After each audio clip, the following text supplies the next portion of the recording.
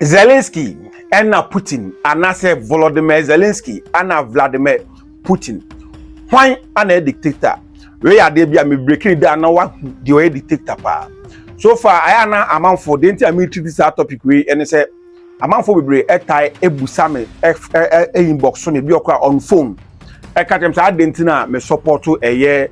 Putin obi a dictator na okunko for any ade nipa oku amonya de ketoa na Argentina me support na eno na mpese me chire mu kakra na ye hwe se Zelensky no a ye si democratically no ye to aba eyi no ono de onye dictator na mum no Putin ana we dictator mpese ye sua de omo nyina pep anase obi ye dictator ana obi de oye obi a or accept democracy pa. I was say what here before I will be the American in and my found 1999. 1999 and that time Boris Yeltsin or president no or resign here, I'm sure, or resign here. And a year Russia or House of Duma and as a Duma House of Parliament and a court and kasa etu abanu yi a friend is saying Putin say Putin Omra president. Obey president 4 years, 8 years, and na kujane toho and obey prime minister and Dmitry Medvedev obey president for 4 years as a senator and later no a year Putin Asonaba back. Whether I say I think they say 5 years and 4 years. Do the infant say 4 years and 5 years terms. So say any way na de bia Putin samba back bi no san constitution no. And I say so far no yemfen kwa chiri kakra na ontoto niema. Enti say obe free power na say be taking be 2036 yemfa say another 11 years to go. So far ana 2019 ye to aba edi yi yen yankasa ye nua abranti ya comedian Zelensky wo Ukraine say ombra na omra meye ye friend say president emfema Ukraine abaya na kuro no ono so ba be president no honestly obehia entokwa afa yenhwe ekwan ya omumienu omo act yemfa Putin to baby because you see Putin there where you be a ono no oye obi a oye dictator enti we na holy ono na western media any EU any US one more try say on be finance on be support no na omode fight here Russia afa yem breaking it down emra Zelensky ebe president no o taking so many actions against constitution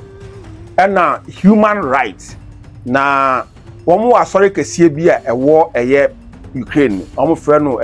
Ukrainian Orthodox Church and as a Moscow Patriarchate na Ukrainian Orthodox Church and as a Moscow Patriarchate no asori bia ba kromu wonankasa no na yenwo Zelensky yemfa say na Pentecost yemfa sa Pentecost na sa asori no esase free Russia na ba Ukraine ti no mfa no Moscow Patriarchate and Ukrainian Orthodox Church na the eba sa no asori na ache ewo kronu that time na ewo prince bi na so unfortunate say prince a oma obosu oma sa asori no bo na su no ono ma sa asori de ba kromu ono ma ye frɛ prince no tie ye frɛ prince no Volodymyr prince ne di Volodymyr ena de ono so ba ye a all fight tie sa asori no so ye frɛ no Volodymyr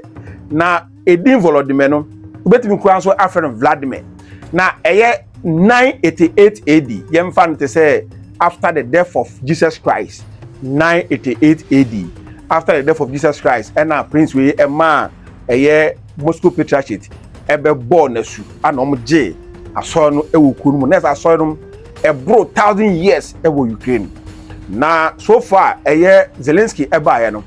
o say empenifo a womoda asoro no ti prince ne ye Volodymyr ena eni president nso ye Volodymyr ono ba no say asoro no entokwa na Ukraine ene Russia womokon ensori empenifo ni bi ho no ma omo ye pro-Russian leaders, church leaders, and I say priests and nuns ni ade. Na sa enkofoi ade omo ye nyina ne say womo yusu ensori no the hide the weapons any ammunitions na omo ye pro-Russian people wom hide ammunitions any ade nti saa ade na omo ye no ntokwa eba kroma enu kwan se o finance anase o support enemy a ye ne ko me support no the idea betie say individually say obi wa asore dem na oye boni bi ditia asore no ana oman na ye chi saa enipa no na wajeli no wo de na court na court ajeje court no ajeje wi a na afise enipa na oye in charge no na mo de na kwakotum saa na wo se nka eye Zelensky oye na we de Zelensky wa anya ne saa imagine say obi o say ono o accept democracy kabi mamin kabi freedom of speech and expression so obetimi akasa na wa kire wadwen e o ba bia eye Zelensky na o believe that angle say odi eno ba adwuma na o shemra na o kentem ye this dwumadi ni share nsa as president room so far sa Ukrainian Orthodox Church we say no wa ban sa asoy no imagine young fan say imagine say ebia oba Ghana ha na example sorry to use this words do young fan say ebia Togo any Ghana kuntokwa na ebia young fan say Pentecost sorry boa osofo mo den sorry na no bi support to Pentecost support to Togo normal say the Togo for weapons share sorry dem a na yete asora na yesi entire Pentecost church o Ghana nyina ye shutting it down asori more than 50,000 members 30,000 members 100,000 members 200,000 members be 1 million members oba Ghana ye mfa ne sa o asori kese ewo Ukraine no Zelensky said wa ban sa asori wa close it down o ma sa asori emfa nshi bi we ye obi a wo mo see obilivu kadmami kabi but oba internationally dictator pe ana wotimi sa ade listen the fact say bia obe adibia against embra yato aba ede ama na obe adibi na obe yusu o parliament na parliament no be approve sa ade no doesn't mean say democracy is functioning effectively within that particular country listen emra obe sa no what they call parliament yem fan say ende na Ghana ha na aban pese oye oje Ghana ni bia 1,000 Ghana wo me kwan yato aba ede yi mahama na aban pese oje 1,000 Ghana e free eye obi aho na omo de call eye parliament na say parliament approve a aden parliament no e favor president of Ghana what they say because on hold majority seat in parliament in so shesa emra no na the parliament approve it doesn't mean say the entire nations or the entire citizens civilians within that country no accept or believe in that law even though they are not interested but the president has already been elected. He has been voted as a president and the whole members, the whole citizens have no power to say no because or you should in parliament and or they asher nemra. It doesn't mean say democracy in the area human. When now you say it's human right. That time now or this time remember 2024 and na Pope Francis edebetu dwa say ade na why na obi a freedom of worship obi a okwan a obefa so asum nyankopon inso obi ye bone ewo asori bi ma ewo say o punish say nipa dan say obe punish obe close asori down and the Pope Francis ebe condemn act ni say etia kabimami kabi any human right. So let us compare Zelensky and Putin together. Na the oye dictator. After so you see, Putin was stay in power for so long or accept to say better about. Me person me say too about name sometimes it is being controlled. Say or say oh my too about anywhere or ye dictator there. Yen shey Zelensky eba be president. Osinto kwa abano. Wabani all political parties war Ukraine 11 political parties wabani omunyina with the whole purpose and say those political parties they are pro-Russian political partners almost support to Russia near cause 11 political parties were shutting it down. You find compare a almost say Putin fight it here opposition leaders any parties war Russia. Niyenhwe we nso a wabane those political parties in it down. We na chese or also a dictator. Adenti political parties say obi a pro-Russian political parties are in your campaign obe tete mu de ntia or a pro-Russian political party na oman na nkasa a decide say ye beto aba de ama omo ana say ye nto aba omo on shut those parties down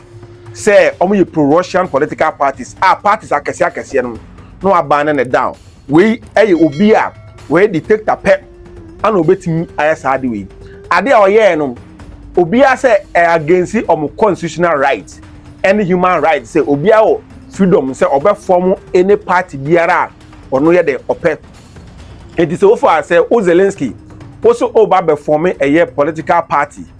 now wa be we know the party aba abenya power now opposition party e wo hono ma ne de ne say o ne ma wo ye na M1 e na ono sa party no e be criticize say the be ya edu aba so na o man for na nkasa e decide reasoning na ne say the kind of enema all ye or the party no e no any the opese or the aim no kokodu no any main reason tia wa close down those political parties and na internationally obi e condemn Zelensky say who close down those political parties in HSL you are being or you are acting as a dictator said there much say Idi Amin almost Gaddafi bi mo say Putin bi and Hitler mu bi no sa pepe na Zelensky ono so the oil wa close down all those political parties enti obi oye dictator pe na obetimi aye side onye dictator untimi nye side we ya Putin na Zelensky woye no European Union wo munum sa behavior we say nyina na omunum so say etia emra say obeba political parties say because of ntokwa ekoso sa parties no pro-Russian political parties and no more align themselves with pro-Russia. Therefore, omo enemy of Ukraine. And now, obi so or pro EU no so obe kan say it wey natural how Zelensky wo abuse the power. Afa yem fa no so nto nchen. Omo si Putin kwatra konwa no so ache. Okay, otra konwa no so che no. Emra Zelensky be president entokwa ne si ye no. O se ye nto ne so aba bio. Na entokwa ba kroma ye nya time enkonkoto aba. Tie Putin sa no mde na compare Zelensky say ma ye nto ne so aba. Tie Donald Trump o make a statement bi Donald Trump can say tie Trump say who Putin emra omko shia ye EU summit omko shia ye with Donald Trump and EU and Zelensky omko shia ye no Washington no Trump can say na Putin Zelensky who Zelensky nti o de entokaba okroma ye nto aba na ade ntokaba okroma ye nto aba na Putin ebuka Zelensky ka kire ebusa Trump say aden are you okay with that and as Zelensky Putin Trump say oh no I'm not okay what I say Putin kura no hwe ma Trump kura no enum say sa ade na wo ye sometimes I don't know the entire make Trump am see Putin make Putin am say Trump anyway spelling so what I say Trump kura ehunu say sa ade na wo ye no oban a ye de constitution adwuma no ye behave that way eti uhwe mu pa de a na say Zelensky or no so or ye dictator or ye autocratic president authoritarian ewo Ukraine one mo eti ye de ne compare na wahu omo nyina afa ye se kabima mika bi enya dwuma ewo Russia because of Putin. Okay, yembra back to Ukraine. So far ye kase kabima mika bi a ene se bia obenya more stations na obi e kan de ope aban na ya de enya na omu nyina e kan edit ya aban no so de be ye a ombe check ya aban no na enema ade ayaduma afanshi ewokronum enti wo be bie free press e bia media ne ade ebeboa ukọ Ukraine na Russia omo monitor say enema no na media stations e wono no state owned stations. Okay, you see ono Putin there we dictator na Zelensky there onye dictator afiyen hwe ono so. So far, ukọ konuswa Ukraine says here wa ban private stations. Let me say about 80% of private stations, being TV stations, being newspapers, being radio stations, wa ban you munyana. The opposition parties yem fan say Ghana had the Canada point yen nyina. Pedro wa bandit ni nyina say emfanshin bi adan ya omo ye pro-Russian TV stations or radio stations or media houses. Oh, they are say, so let us see this. Adea ono obi ye condemn no. The same thing and ono so ye the air. Adea oye no air station no any in central Jumekuo nyina ababonten say to ban all those media stations. It say you are acting like a dictator. A human right and you are infringing on human right. Utietia enipa fa won bi so o abuse enipa kabima minka bia ye de ma omonom o abuse nom. So you see the two. And if compare Zelensky and you don't tell me say there is a war. Man can't tell me say tokwa ba krom dia it should happen that way. Enya sa net here. And tokwa ba krom free press must work. Democracy or man believe in democracy kabima minka binom. Free press must work. So now man say we baako ayi condemn ye Pope Francis the Urbane churches and now being president I say yen to aba time atwam yen to aba no so no Trump nso a condemn though one can direct they should tell you how bias are EU omoye any western way propaganda media omoye because when they leave those things now omo criticize Putin no omo cause Putin a dictator or a way or a tyrant or a wicked near them be yenhwe Zelensky so there eti amanfo condemn Zelensky pa because amanfo nyankombe protesting and tokwan bebre any interest room omo nyanken tokwana bawiye be media na wo mo bekasa ede ama eye kromofo no eno na Zelensky was shutting those media down all the time. He comes out with just this excuse. All those people are pro-Russian political parties, pro-Russian media houses, pro-Russian this, pro-Russian churches. Every time bianum we should pro and Russia pro Russia. Not all the year and nema any them emphata. Afe yemfa enonso ento enchen. See Nancy video bi babonten. Wamra Russians and Krana omo skills training this a cadet no so omo de beto abonte propaganda say Putin what chem kra na odom ko soja though they have no record say Zelensky Putin etchem kra edom beye join army e bi currency da beye nhwe we omo see human rights enya dwuma ewo Russia o de yem fa ne sa de bia meka na emum no US de tambia no omo support to democracy and now we leader now we dictator omo support but I want say one president or Saudi Arabia and so many USA. The truth is say US ya dibi na say we dictator na say we tyrant na say only US ebo only Europe western countries ebo nko they have nothing against you so far as only their boot licking and they definitely they will support your agenda if it means killing people. They don't even care what the mechanism. Eti uba Ukraine Zelensky ede betu ja for so many months say onipa bia nu ho o free 18 years ekopim 60 years obetimi atu kwan akọ outside Ukraine wo me kon omo kontokwa enti o yare a oso tran kromo na awu ebia na Dr. Crowley for se kwa botire cause there be amanfo be su say opportunity dey dwane dey free kronim enti omo nyina tran kronim ankanya hwe omo tran krom wie nu onam ho ane achew na akraketo a wo 18 years a uni military experience you don't have any experience in the war front you don't have any experience in the battlefield so when you don't have those experiences in the battlefield these people they abduct you they capture you and forcibly give you uniform and take you to what do you call it the military camp where that training give you uniform and take you to the war front and then most Ukrainians the young ones they are being killed in the war front you could encourage brave our war front because of say how many army experience now want to be free code munum omo chichi on by force no mo do nyina ko dwene amenum no ma use omo as shield na bebrina awu we etre say only dictator pe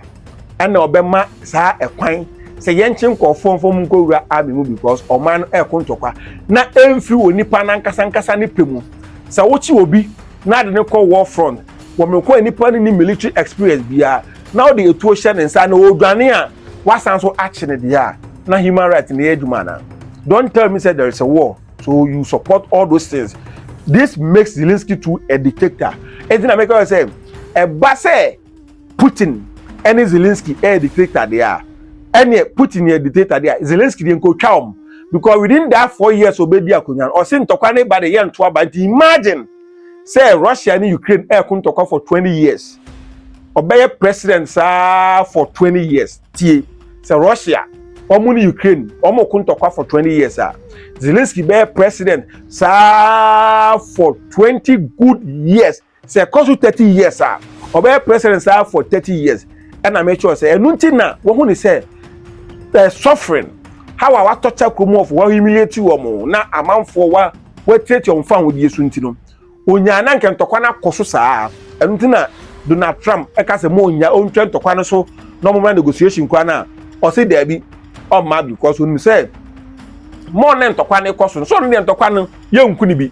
more na ono so stay in power said the omu condemn Putin sa pepe and na dey I keep telling you say Ukraine Zelensky sa NATO sika omo dey boa arms ni we nyina no emfaso a wo nya won tokwane mu no enye emfaso ketwa enu ntu no ko gyina ba bi o say we need money only kromofo no because and to kwara ono anka so obawie no na Ukraine kro no obie no wo sika se no enti wo dwin sika obenya no si enipa enkwa adentia ana unum se entokwa unwi ni tie NATO EU Ukraine USA combined they can never win against Russia. It's impossible and yet possible say NATO and EU one be kabom yana friends the US be tinya kabom say omo ne Russia be kun tokwa na omo wini and then Donald Trump no wa transe calculate say na we nyina say entokwa we enye ntokwa a ombetimi awini etiko mu ntwa ntokwa no so na nka ja onya ta na nka ekakakra wa borom onya crude oil onya friends mineral resources na ewo asase na nka onya bi no fentenika and here is the case in so you nso fele say omo nso aboka enti asunje ba kra na omo anya hwe amfimu US na ebenya mfaso Ukraine so anya hwe na me che say asase bi ni ho a eye Russia wa konka obejai mu say omo mfa memma no 30% out of 100%. So say ebia I fan say do next ana kimia o so wa jemu no ebi sit that. So everyone knows even soldiers no kra no omumora no asai because omu say ntokwa no omu kono enya de ombe win they are just killing them every day emfemfa so bi ema na omu de jeopardize kro no omu de save kro infrastructure buildings factories omu save kro no kra say Zelensky me can say or a comedian now he doesn't have political experience. Listen, Zelensky is a comedian with no political experience. He is now learning politics. And then with that, there will be so many flaws. And if we don't take time, he will eventually collapse Ukraine. Or be collapse Ukraine a be a man forward to abyss. And the thing that make us Onu Zelensky obi or support to and as of financing Zelensky no pro EU na obi na or ompe Russia asem kra ye friend Iho Kolomoisky na sa Iho Kolomoisky no o billionaire onu na odi ni sika finance Zelensky emna oye comedy wo ni TV stations Zelensky omu grooming no what they say anti-politically no for now no onye matured enuti na EU womo try say won be use a friend say Ukraine as a battlefield to test or to experiment their new weapons, ammunitions, drones, and missiles in your man. One more per se, experiment, no more share how a be functioning. 81 year before now, Zelensky and the ban hosono. Na kunu atitia pansa. Mark my words. One day, the people will rise, and the kind of protester. One more be man Zelensky no. One year, obe dwane de afi kunu sane Yanukovych. Udane ya obi ahun ba bi okosho call Russia no sampa no de be no se ne USA wo mo try ya wo mo tu no wo mo EU for try wo mo tu Yanukovych no saa pepepe na wan hwe ya Zelensky so amanfo ebe ni bi no wo hu se de e de tie sometimes I na arehwo say how come say obi betimi atran say yenku nkofo because of benefit bi a obenya no wa claim so no dey o believe in rule of law any freedom of speech no open ekwan bi so use pro-Russian excuses na wo dey adai atieti amanfo bebere fa ho die so na ni nyina achi no na eye EU ni US almost support say any power say so you judge this Putin and Zelensky Volodymyr Putin Volodymyr Zelensky and Vladimir Putin emenyo Vladimir and Volodymyr ni na edin ba ko pe what they say edin ba ko pe I satanic kakra the same thing same go for me Zelensky and Putin why and we dictator let me know your opinion me dey and Asonaba also do me obetimi follow me on YouTube na have videos no on me so many videos on man or shall obesu bibi and I make as me the Idi Amin video bi akoto how are Israel for my Idi Amin be cool no go to president if you meet no bote na ono be president na afilita osane Israel for den tokwa etu ya to ko help video no e wo YouTube e better to share bye bye.